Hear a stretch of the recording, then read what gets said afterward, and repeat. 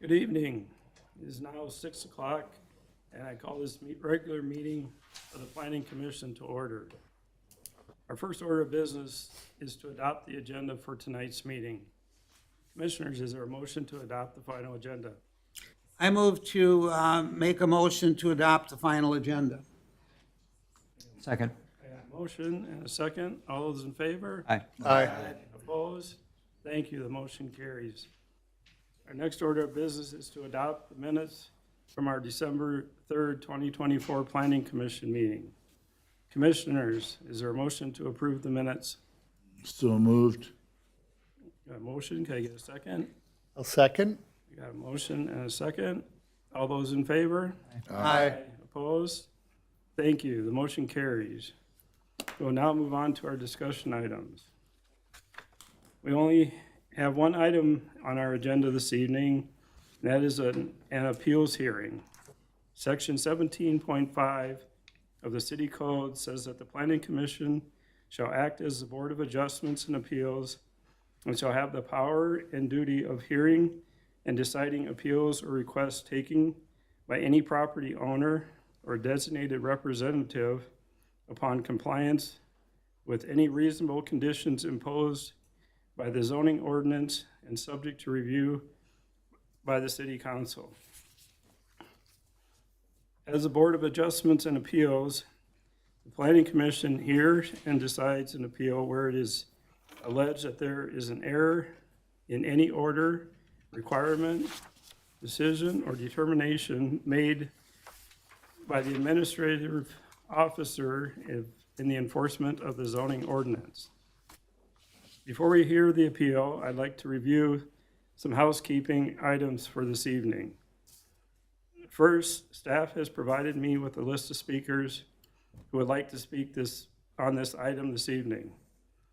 If you'd like to speak and your name's not on the list, please check in with City Manager Hardy now. This is not a public hearing. It's an appeals hearing. And we will only be hearing from Mr. Keppel and those who are on this list of speakers. Momentarily, I will open the floor, but before I do, I want to lay out the process so everyone here knows what to expect. Mr. Keppel, who has filed the appeal, will speak first. Mr. Keppel will keep his comments focused on the three arguments in the written appeal you filed. The board will not consider other arguments. After Mr. Keppel has spoken, I will invite the individuals to the podium to speak. I will work down the list in order. For those who have signed up to speak, please keep your comments focused on the three arguments in the written appeal. This is not a time to raise outside issues of what is specifically being appealed. We are also respectfully asking that your comments be not repeated if somebody else has already said it. Once everyone on the list has spoken, you will not have another turn to speak. There will not be an opportunity to ask questions or otherwise engage in a back and forth discussion. We also ask everyone to not interrupt speakers when they have the floor. After Mr. Keppel and the registered speakers have had their turns to speak, I will invite city staff to speak. Once the staff concludes their comments, I will open the floor for the commissioners to discuss. Commissioners, please keep your discussions and your questions to the three arguments directed in the written appeal. Once commissioners have concluded their discussion, we will make a decision to approve or deny Mr. Keppel's appeal. Are there any questions about this process? Yes. I need time to outline what the situation is. I'd like my attorney to provide the primary legal arguments, and then I would like to complete with some additional, less legal arguments, so to speak. Sure. Any other questions? Seeing no more questions, I will now We will now move into the appeals hearing. There is one matter before us. Christopher Keppel has filed an appeal of the city's decision to issue a building permit for the property at 6315 Smithtown Road. The details of Mr. Keppel's appeal can be found in your agenda packet for this evening. Mr. Keppel's appeal focuses on 3 items. The structure is not a single-family home, rather it's a commercial structure. The structure will be taller than 35 feet, and the garage should be considered a detached despite the connecting corridor. Comments or arguments outside of these 3 items are not part of this hearing and will not be considered as part of this appeal hearing. I will now open the hearing and ask Mr. Keppel to please step forward to the podium.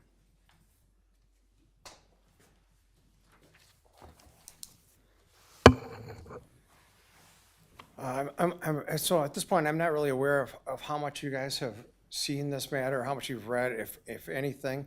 I did circulate a letter to the city managers as well as the council.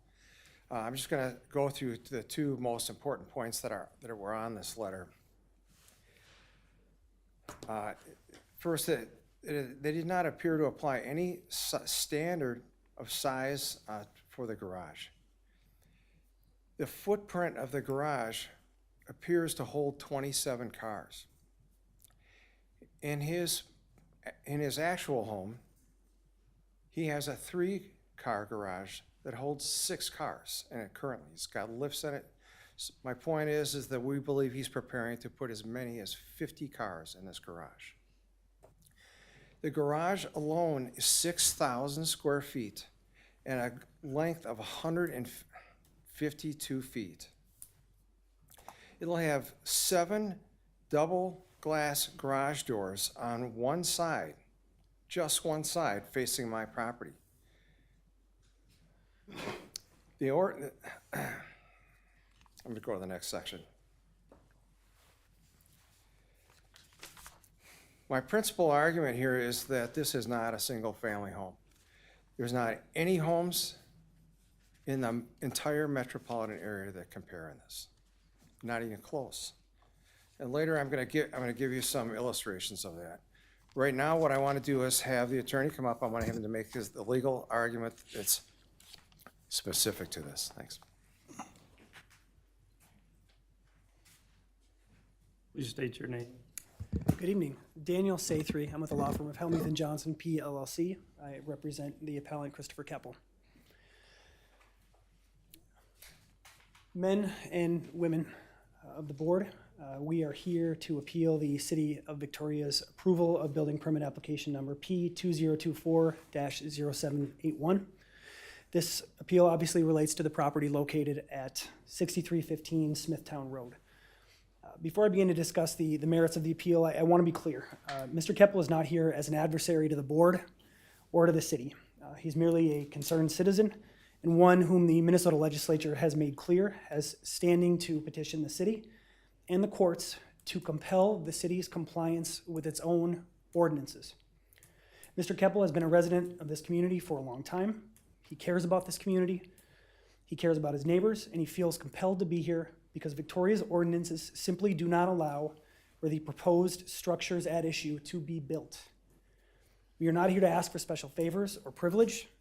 We are here only to ask that the City of Victoria do what is required to do under law, and that is to revoke and rescind the approval of building permit application 2024-0781.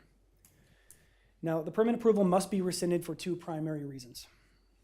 The proposed structures include one 6,000 square foot, 27-car detached garage that violates Victoria zoning ordinances, specifically sections 24-1D, 24-1E, and 18-10B and O. The proposed garage is, as a simple matter of statutory interpretation and common sense, a detached garage. Detached garage is defined in Victoria's ordinances. The definition is any garage not attached to a principal use by common vertical walls. The principal use in this case is a residential dwelling. There is no common vertical wall attached to the garage and dwelling in the permit plans. The breezeway walls, or as you referred to it as the corridor, are not a part of the garage, nor are they a part of the dwelling. The breezeway is an independent structure consisting of an enclosed walkway with a flat roof, not angular, is substantially shorter than both the dwelling and the garage, and whose exterior is composed of different material and color. It is built for a separate purpose than the garage or the residence. It is, in effect, a separate structure. Although this exact issue has not been addressed by Minnesota courts at first glance, courts in multiple other states, including Iowa, Connecticut, and Pennsylvania, have all rejected attempts by landowners to circumvent zoning ordinances by attaching two separate structures via breezeway. And I will get into those examples a little bit later in my presentation. To the extent the City of Victoria wants to claim that the dwelling structure, breezeway structure, and garage structure are all one combined building, which from our perspective belies common sense. The proposed structure nonetheless is a potential conflicting use, which is specifically prohibited under Victoria Ordinances Section 24-1. Now, as to the first issue, there is simply no question that the Victoria Ordinances prohibit the proposed detached garage. Section 24-1D prohibits detached garages in excess of 900 square feet. The garage in this case exceeds 6,000 square feet. In fact, it has a 6,012 square foot footprint, while the dwelling structure's footprint is just over half that size, totaling only 3,614 square feet. Despite having a footprint that is twice the size of the dwelling in this case, the garage is, by definition, an accessory use under Victoria ordinances.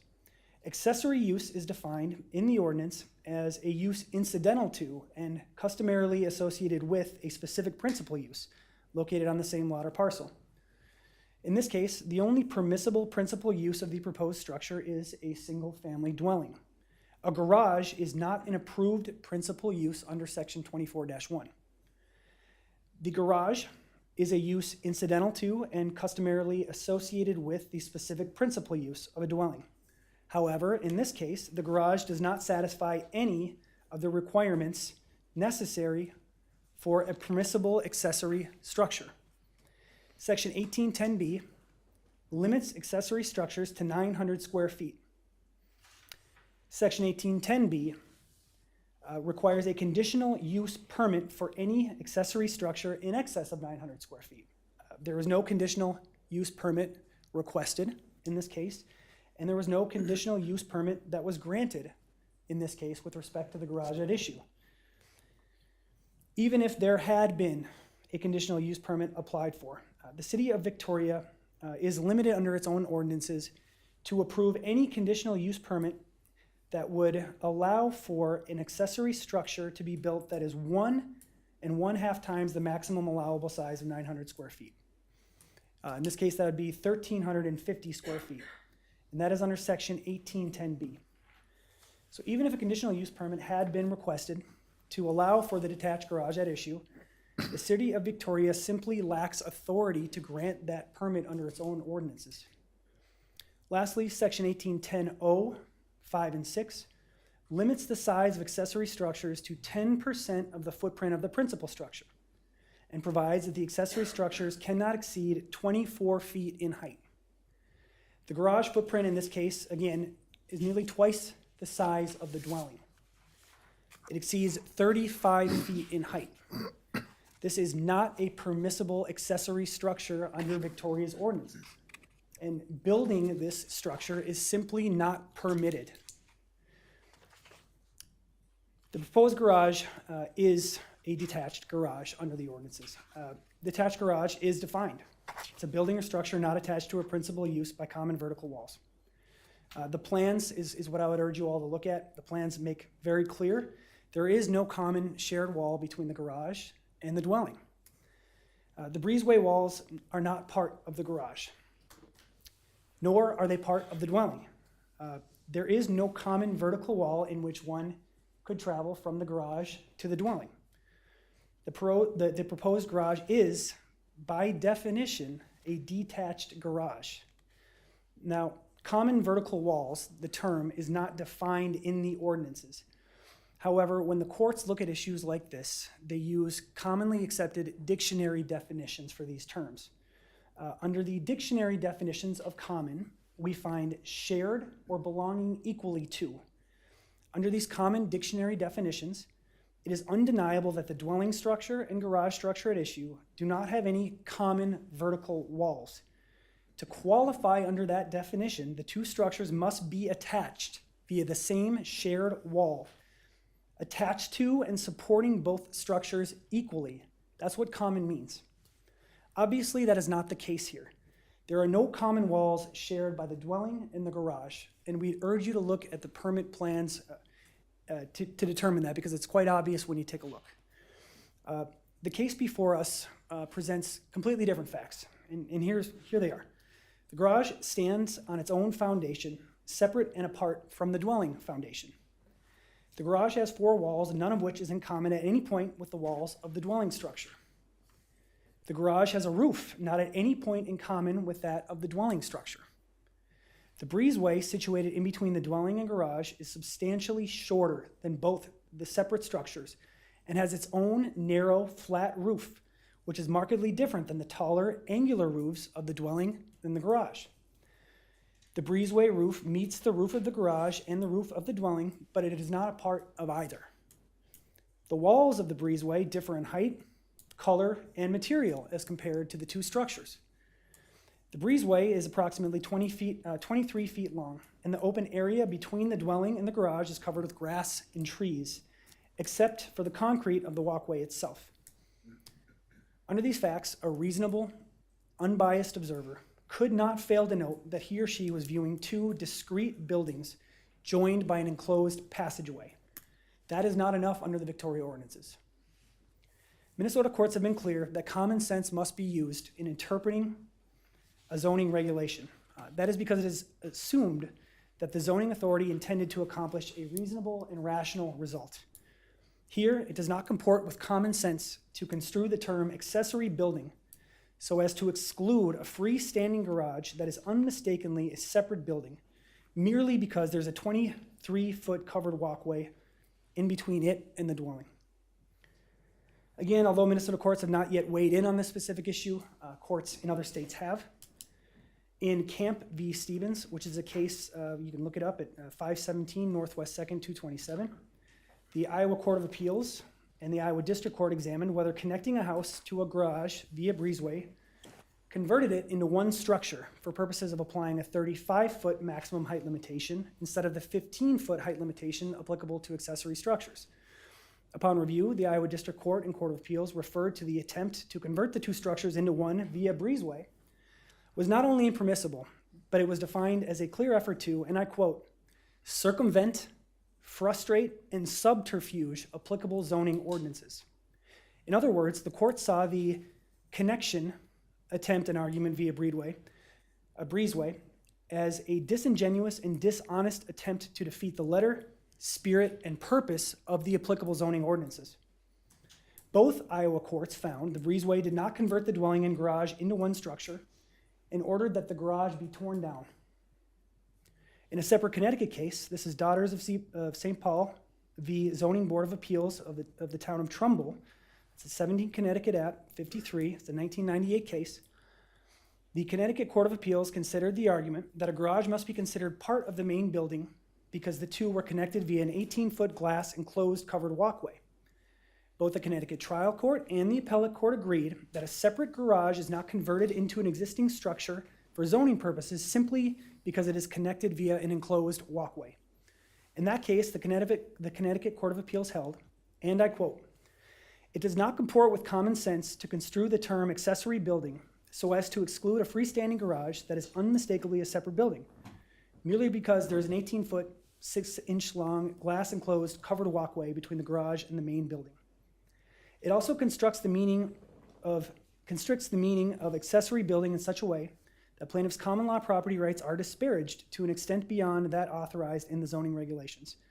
We have the exact same situation here. In the third case, which is Evans v. Zoning Hearing Board, that's 732 Atlantic 2nd, 686. It's a 1999 case. The Pennsylvania Appellate Court held that a breezeway between two dwellings did not convert the two dwellings into one multifamily dwelling under applicable zoning ordinances. The court there, in its own words, held that even with an enclosed 50-foot breezeway, that the two separate buildings would still not share a vertical party wall required to be considered one single structure.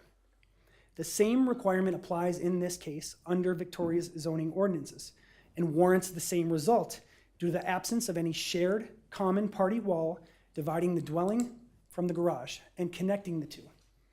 So to briefly conclude our argument on this particular issue, there is no question that the Victoria zoning ordinances and common sense dictate a finding that the garage is a detached garage and cannot be considered part of a single standalone structure. Once that conclusion is reached, there is nothing left to do but to declare that the detached garage does not satisfy any of the applicable requirements for a detached garage or accessory structure under Victoria ordinances, and therefore it legally cannot be constructed. To the extent the City of Victoria wants to claim the dwelling structure, breezeway structure, and garage structure are all one combined building, which again, from our perspective, certainly belies common sense. The proposed combined structure nonetheless is a potential conflicting use, which is specifically prohibited under Victoria Ordinances Section 24-1.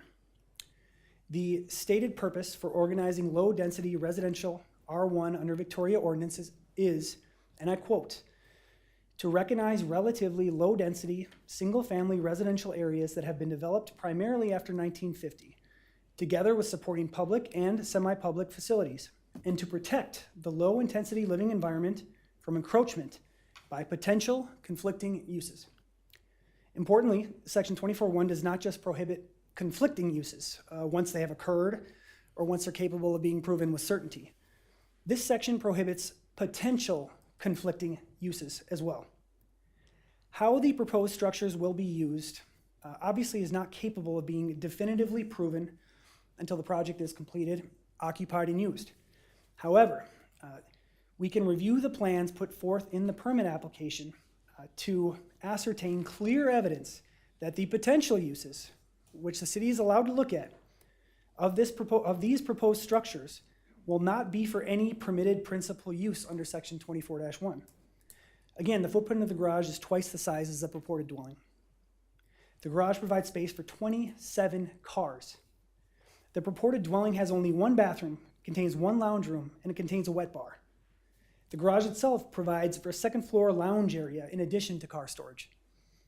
These facts suggest that the intended principal use of this structure is very likely not to be a single-family dwelling. I have 2 kids at home and a wife, and I know we can't share one garage between the 4 of us, or I'm sorry, one bathroom between the 4 of us.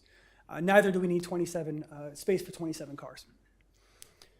The potential uses under these facts strongly suggests non-permissible uses, such as a private car storage facility, a private car club hangout, perhaps intended to be used for private recreational space, private entertainment events, and private car meets. Along with those potential non-conforming uses, we will have increased noise, we will have increased traffic, we will have increased crime concerns, among who knows what else. Even if we consider the dwelling, garage, and breezeway as one and the same structure, taken together, they are still a potential conflicting use and are completely impermissible under Victoria Ordinance Section 24-1. Thank you. Thank you. I do have some things I'd like to hand out. Is that okay? Sure. I think I only have 10 copies, so I don't think I have quite enough. Hand them out for you, and I'm gonna hand them to Mr. McCann and each of our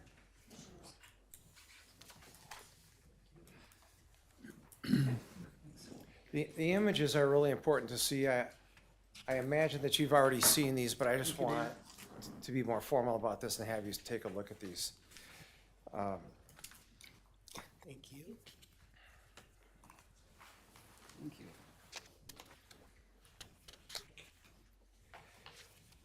The first page that you see there is a little bit of an illusion. Those doors you see on the front are double doors. That gives you an idea of the height of these doors. There are glass doors. If you would turn to the next page, you'll see this simple graphic, and that's shows the car barn and it shows my home. The little box on the right side on my lot is my pool. If you were, and by the way, every one of you are invited to come to my house absolutely anytime and stand in my backyard and look at this. It's a little challenging because as far as I know, it hasn't been surveyed and we don't know exactly where this building is. But it looks to me like when you're standing on my pool deck, you're looking into this bank of garages. Sorry, let me interrupt. I don't see that page. What page is that? Maybe didn't get a second page. So, I'm sorry, I didn't. Third page. Third page. I believe it's the third page. Third one. Thank you. Well, there's two of them, so I'm looking at this one, it's just a real simple graphic. Oh, Oh, You okay. guys have that one? Yeah, we got it. Yep. I also want to point out another item on there. You'll see that gray loop that crosses through the property and through the barn. That is an image on the GIS, and I assume that that's a long ago created right-of-way. It was created through the PID of Sunny Shadows. I think that's the name of the PID, Sunny Shadows. That's the street name there. And I don't think it's been vacated. I think that's still there. If you would go to the next page, this is the more formal drawing that is on the permit. And I did highlight on there in yellow, my house, at the very bottom. And you can see from that the size and scale of this thing.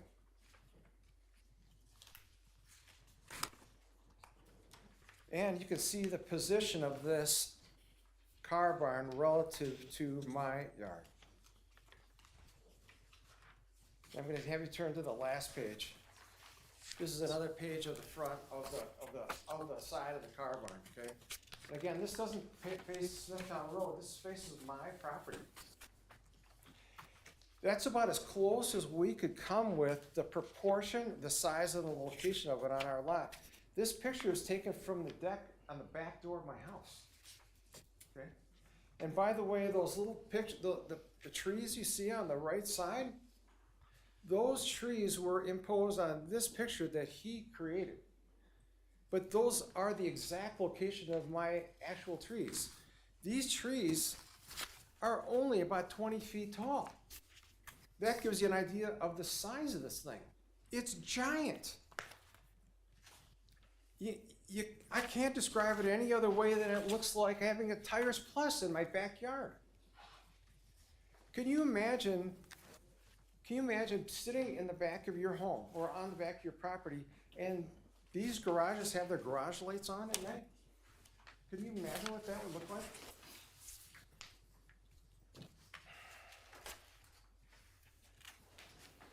By the way, in front of those garages is the driveway that wraps around nearly the entire structure. So that you can enter from all sides of this thing, which also gives you a pretty good indication of the fact that it's a separate building. We're just gonna point out one last thing. Dan created a petition for us. It's a really simple petition. The big bold at the bottom says, we're asking you to revoke this permit. It's been signed at this point by about 35 of the immediate neighbors. I intend to spend some more time with this. I believe I'll double those number of signatures. This is a little teeny neighborhood.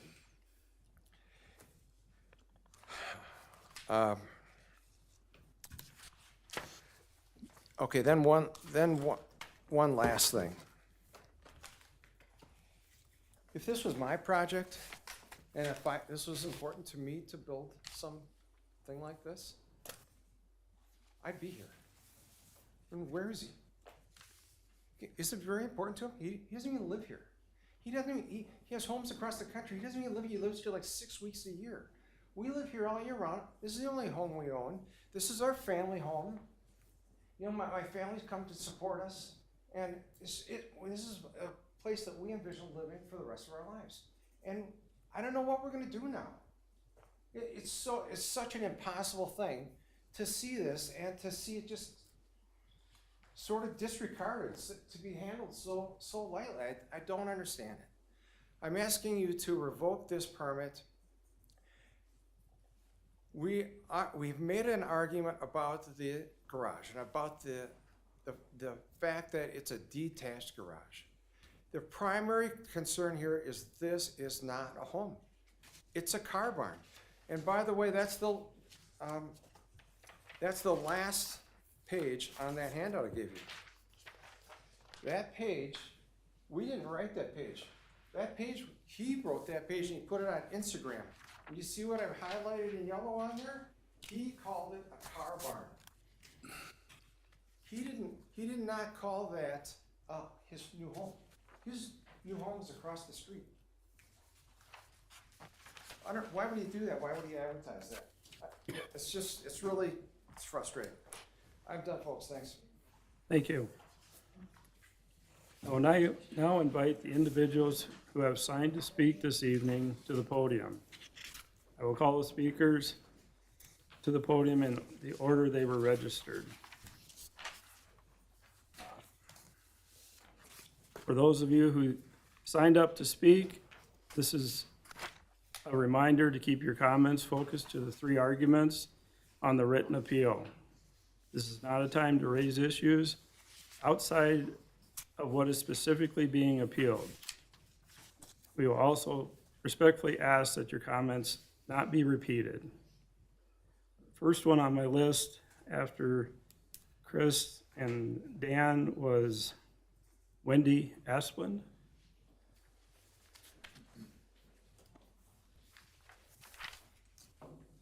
Hi, my name is Wendy Asplund. I'm a resident at 590 Sunny Shadows, just very close to the proposed property.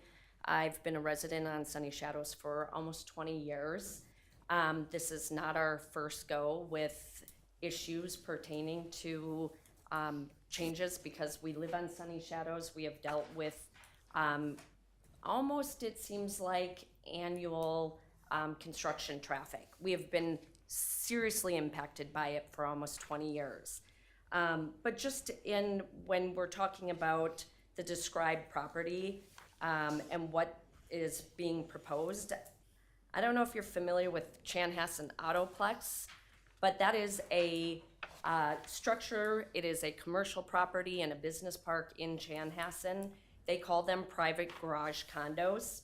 It is garage condos for people to store their cars, showcase, restore, collect, and enjoy socializing with fellow enthusiasts.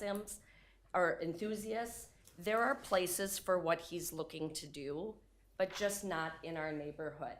My husband Greg and I, when I first told him about this last week, he said, "That's it.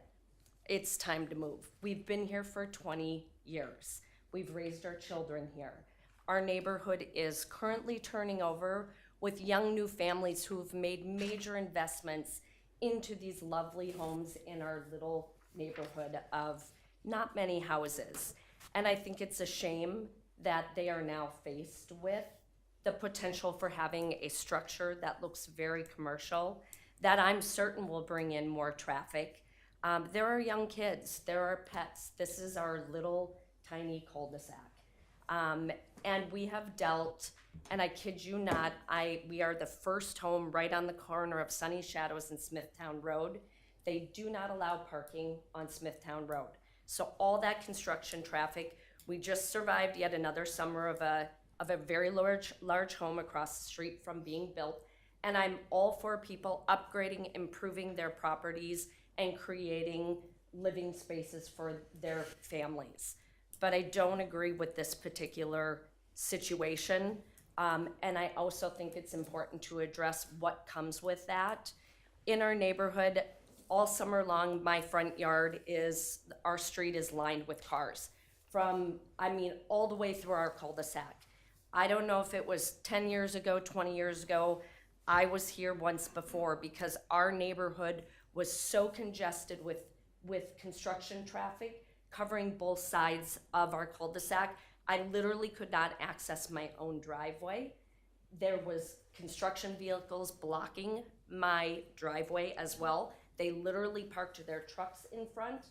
I had people construction workers moving my garbage cans this summer so they could get them out in the street so my garbage could be picked up.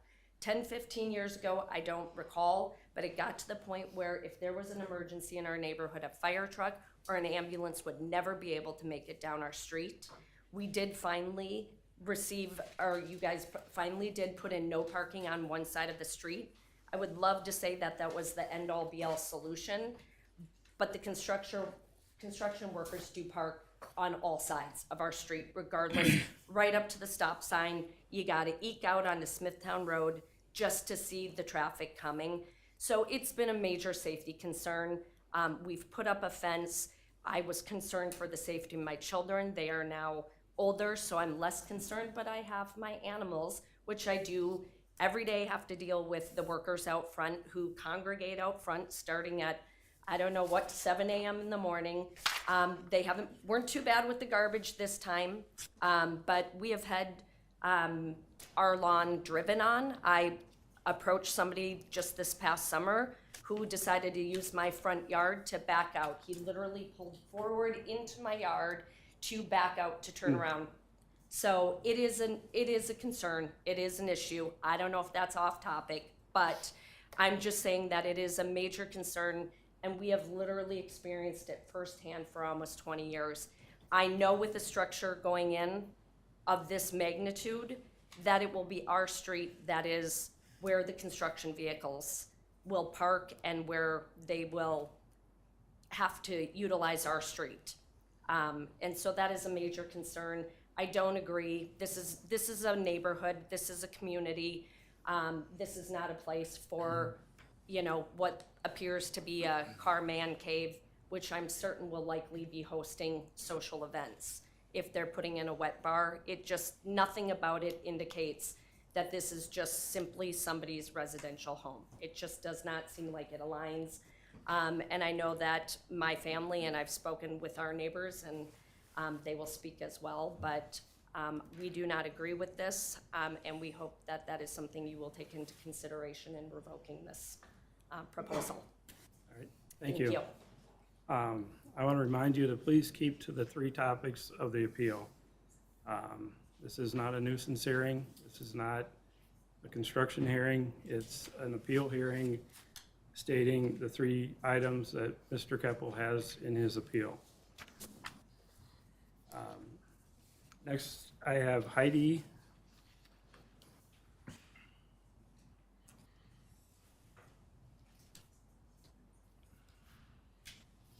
Hello, my name's Heidi Kehoe. I live at 540 Sunny Shadows. We have been there for 17 years, my husband, our children, our pets. And to imagine, I share a property line with this property. There is a line of trees, and we have our driveway that goes down practically the entire backside. To imagine that something of this size, 6,000 square feet, 12 feet higher than is allowed in the code at 35 feet, I am imagining that I'm going to be boxed in my own home. The sight line is going to be obstructed. I'm concerned about, again, small children in the neighborhood with all of the traffic that comes in, but also property values. If someone would come in here when this project is complete in about 1.5 years and saw what their view would be from my driveway, they would feel completely encased by a mammoth building. And we are not a city. It's a small, little community. Clearly, I believe that this individual has also tried to have a permit in the town of Shorewood, which was rejected, and for good reason. We are not a commercial neighborhood. This is not a single-family dwelling, and I believe it's going to encroach on my enjoyment in my own property and of our neighbors. Thank you. Derek. Derek Edstrom? Derek Utrum. Yeah, my name's Derek Utrum. I live at 6401 Smithtown Road. I'm the next door neighbor to Chris. And I don't have a lot to share. First, I want to say thank you. I recognize you have a unique role in our community to advocate for us, to create a place that allows us to thrive and grow and have a great place to raise our families and do life. And there is a very unique aspect to the place that we call home, and with that is not only the beauty of the lakes and the parks and the resources that we have naturally, but also that which this place draws in, people with a lot of resource. And with that comes a lot of positive. I would make the case that this particular building is one of the challenges that comes. Clearly, there's a unique ability that this person has around their resource. I don't begrudge that at all. That's part of the beauty of living in America. But having raised, I grew up in Minnetonka. I moved away in 89, a long time ago, and moved back in 2006 and raised my family here. And we've loved living in Minnetonka for many of the wonderful things it brings. When I moved into the place that we call home, we were looking for a neighborhood. We were looking for a place to kind of create identity, a sense of connection. We wanted to love our neighbors. We wanted to enjoy the amenities, whether that was the parks or the lake and those different things. And we've been able to do that for sure. But a significant part of that community, it's just the beauty of the people you live next to. It's the chance to spend time in their backyard, to go into across the street and jump on a boat and go out into the lake and enjoy that. Frankly, what was not in my mindset at all when deciding to buy our place at 6401 Smithtown Road was to have incorporated into our neighborhood, into this place I call home, what I think has been appropriately called, I don't know if it was discount tire or tire store, whatever it was. Chris and Louise are in they've spent a lot of effort and time building this beautiful backyard. And if I was in their shoes, I would be petitioning in the same exact fashion they have. I'm going to be similarly affected because in my backyard, it's not as beautiful and unique as theirs, but I'm going to be seeing the same thing. So I'm not super excited about that, but I guess the simple point I would make is this, would you want this in your backyard? Would you want your neighbor to be building this? The question is not, does he have a right to build something like this? If he has the resource, of course he does.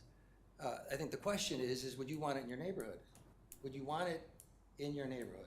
Would you want to be in your backyard having a great time with your wife and kids, your husband, whatever the case might be, and needing to look at this? I don't think anybody would anticipate that in their neighborhood they would find a residential community member that would have this. And so I guess I just appeal to reason. I, again, greatly appreciate the opportunity to have this forum to express our thoughts.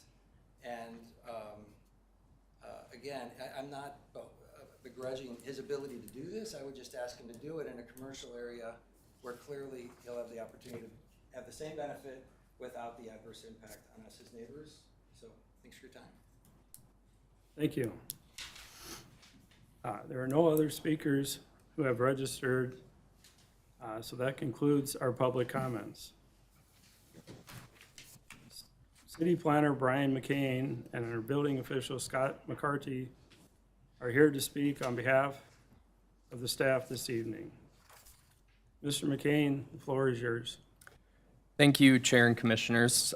Looking at the appeal that was submitted to you this evening and the 3 criteria listed in the staff report, I will go through each of those one by one and staff's review of the claim. So regarding the first claim as a commercial structure, the appeal from Mr. Keppel states that the structure is for commercial use, not residential use. The building plans that the city reviewed indicated 5 bedrooms, 7 bathrooms, and a kitchen.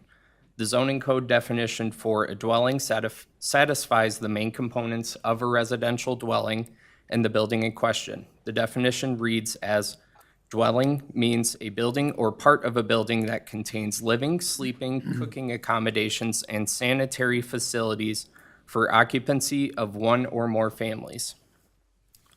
The second claim is that the building exceeds the allowable height. Single-family residential structures in the R1 district have a maximum height allowance of 35 feet, which is measured from the highest ground level point to the average height of the pitched roof.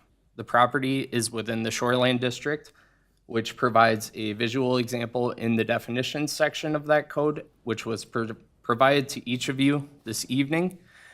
Based on that criteria, the height of the building does not exceed 35 feet. We measured the house at approximately 25 feet and 11.5 inches, and the garage at 27 feet. And then the third and final claim from Mr. Keppel states the garage is attached by a breezeway, so the structure should be considered detached. Zoning code definition for detached garage has the following language. Detached garage means a building or structure not attached to a principal use by common vertical walls, used or designed to be used for the parking and storage of vehicles. The structure is attached to the home because it shares common walls with a bathroom and a mudroom, including frost footings, as well as mechanical and electrical conduits. I do have our building official here, Scott McCarty, as well as our associate planner, Travis Brierly, to help any questions from the Planning Commission. Scott and Travis completed their portions of the building permit review. So if the Planning Commission has any questions for staff, we are available now. Thank you. Commissioners, you have heard from the appellant, Mr. Christopher Keppel, members of the public, and city staff. This is now your opportunity to discuss. As a reminder, please keep your discussion and any questions to the three arguments directly related to the written appeal, whether the structure is a single-family home or a commercial structure, whether the structure is taller than 35 feet, whether the garage should be considered detached despite the connecting corridor. This is not a time to discuss other issues. Once we've concluded our discussions, I will be looking for a motion on whether to approve or deny Mr. Keppel's appeal. Commissioners, I will now open the floor for your discussion.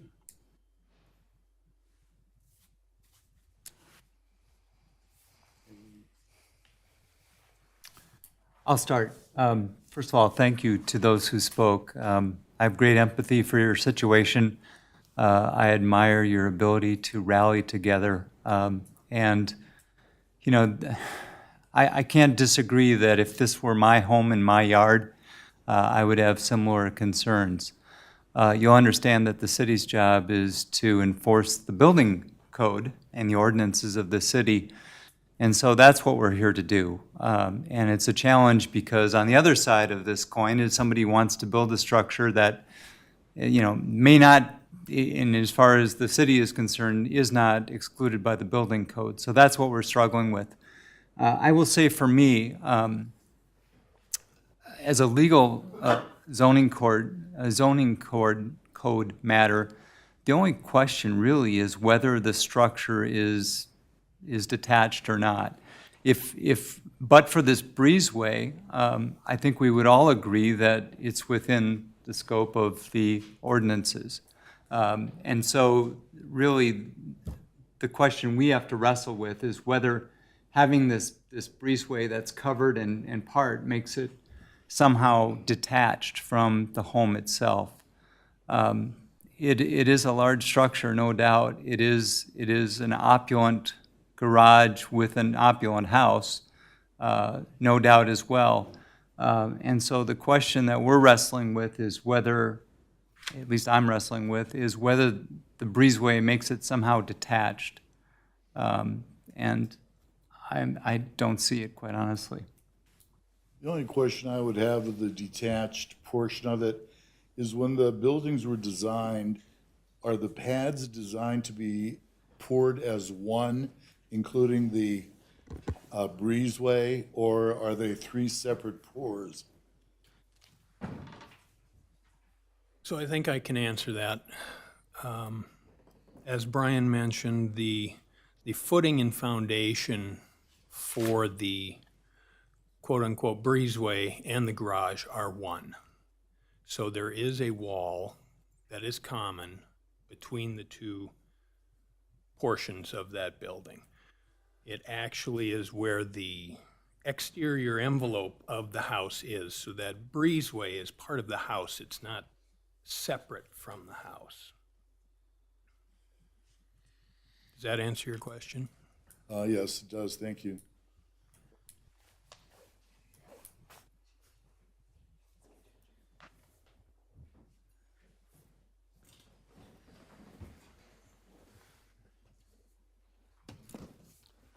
I would just echo Commissioner Otterstetter's comments and thank everybody for coming here and coming together. That's part of being a resident in the city. I think our job here is whether we think there was an error in an order or requirement on the code, and I don't see an error by the staff here, and so.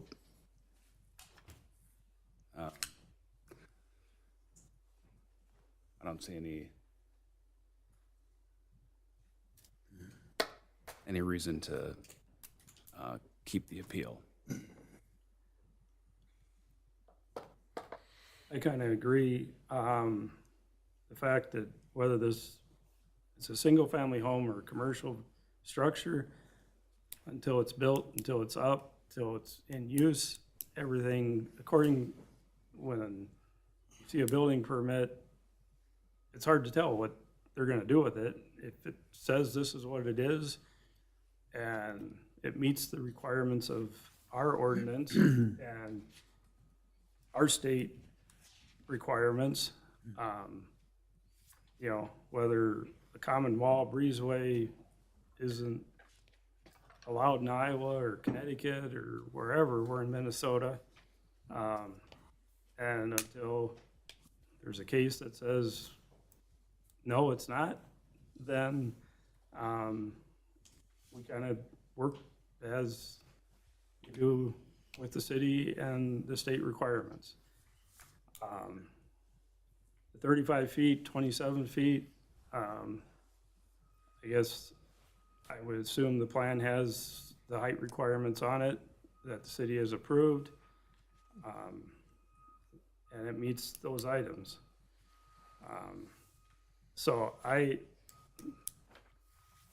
look at it, and I'm looking at it going, based off what the staff was presented by the property owner, whether Instagram is not part of a building permit, what the guy's gonna use the house for until it's used, then at that point, it can, we don't know.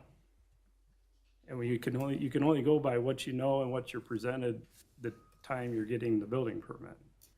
And as long as it meets hardcover requirements, and meets the requirements of our ordinance, I believe that the city has done nothing improperly based off the information they were provided. If I could just add one point, with respect to the zoning ordinances and the use of the property, should there ever become a time when this is used for commercial purposes, renting those stalls, for example, it can't become another car club commercial undertaking under the zoning ordinances. That would be a violation, and I don't know what the enforcement mechanism is. I won't speak to that.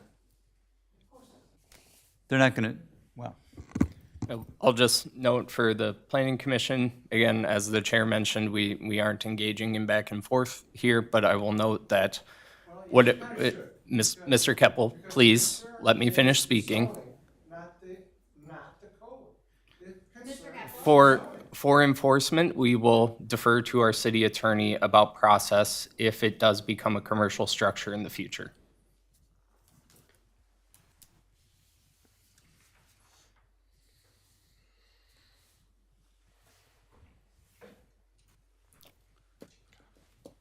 Any other discussion, comments? My only comment on the precedents were all based Connecticut, Georgia, 1998, 1999. It's difficult for me to choose to define what a breezeway is and attachments based on 30-year-old litigation. My research told me that as we've defined it, breezeway would be an attached vertical wall.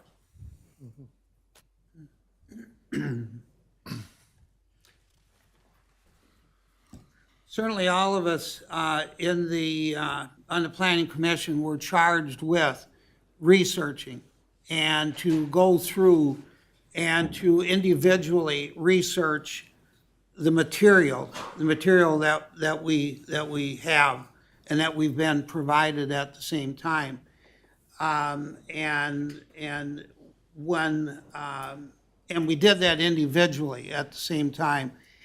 And one goes back to the three issues, and not necessarily to use the term compliance, but the city is in compliance on those three issues. And that's the key issues. Now, as has been stated many times, but there's more to it than that. Yeah, there is. There is more to it than that. But here's the three issues, and here's the task of the planning commission, is to deal with those three issues. Yeah. Individually. Right. I'm the last one to speak on the commission. I can fully understand where the community is coming from with the perspective of what looks to be being built in your neighborhood, and but again, at the point where, like John was saying, we've all looked at this with, I'm here to call balls and strikes based on the information that I'm reading, observing, and trying not to personalize what is a very personal situation for the residents. I'm not gonna go back and forth, No. I just wanna make one point. No, The point No. is, the point is that no. it's zoned incorrect. Mr. Keppel, And Mr. you Keppel. guys- Mr. and- Keppel? And you're supposed to use your own judgment on the comment because it's intentionally Mr. vague. Keppel, Mr. Ron has the floor. So, No. so please, we've given you the opportunity to speak. We've independently looked at that information. I would have no problem going against the city if, in fact, I thought there was something that was contested. In terms of the height, it's clearly under. In terms of the commercial structure, it's not outside of what that is. There's a presumption of what it could be, but again, that's not within our jurisdiction to make that decision. And in terms of it being connected, again, it looks to be objectively meeting the standard. I may not like that, but I am interpreting what I'm reading with an honest assessment of that information. I can understand the perspective that you have, absolutely. But I don't see anything in terms of where my position is on this that I can go your direction. It's that, I think we've all looked at this.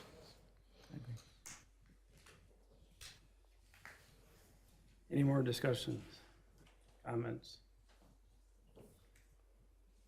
Hearing none, could I get a motion to either deny or,